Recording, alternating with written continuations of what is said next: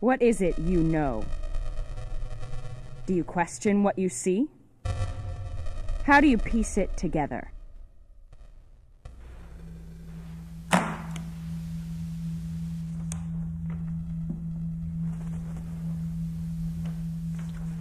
Can't say it's been easy since Mr. Vital passed. Not only was he a good friend, but also my biggest client.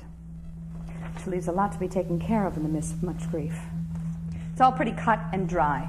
House, cars to be sold, money given to the Westlake Children's Hospital. All dividends from stocks, bonds, and mutual funds to the Nurture Nature program. The beneficiary named in the policy is the America Reads program.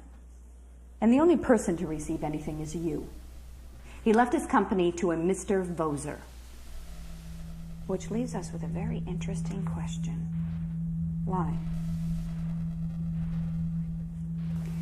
I suppose it's my obligation to inform you of the current state and business affairs of the company.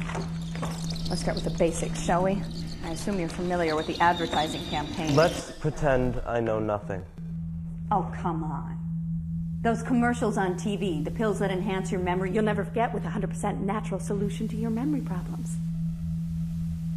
Can we move on? In 2 years, memory enhancement pills have grown from cheesy infomercial discoveries to a $7 billion per year industry. The first company to receive FDA approval for their version of the pill was Memory Incorporated, or MemCorp for short. Your company. With FDA approval came international recognition and global dominance over the memory enhancement market. Their only significant competition came from a small firm called Omni Pharmaceuticals. In this past year, Omni has increased its research and development, won the trust of the consumer, and surpassed MemCorp in terms of both size and success. 2 weeks ago, Mr. Vital made a move and hired some of the top researchers in the industry to work for him. Ended up being one of his last moves. I thought he wanted to win back the consumer, but it was more than that. It was all very hush-hush to everyone, including me. Very uncharacteristic of Mr. Vital. The whispers in the wind said that the research was for the anti-pill. Whatever that means, it sounded bad. Also, very out of character for Mr. Vital. The beginning of many oddities these past couple of weeks. Including rumors he wanted to retire early. However, the icing on the cake has got to be you, Mr. Voser. 2 days ago, Mr. Vital came through those doors, obviously disturbed, and had me change his will to leave MemCorp to a one Mr. Voser.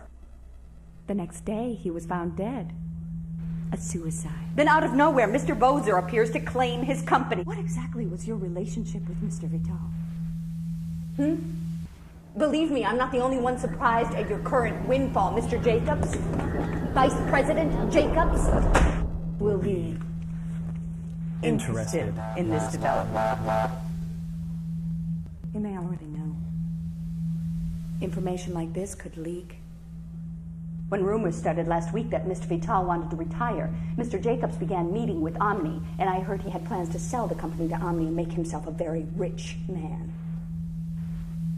Omni may already know of your recent good luck, and Mr. Voser, that's when I would begin to worry. Omni has connections everywhere, and they are known to have very innovative ways of dealing with problems. I'd watch my back if I were you, Mr. Voser.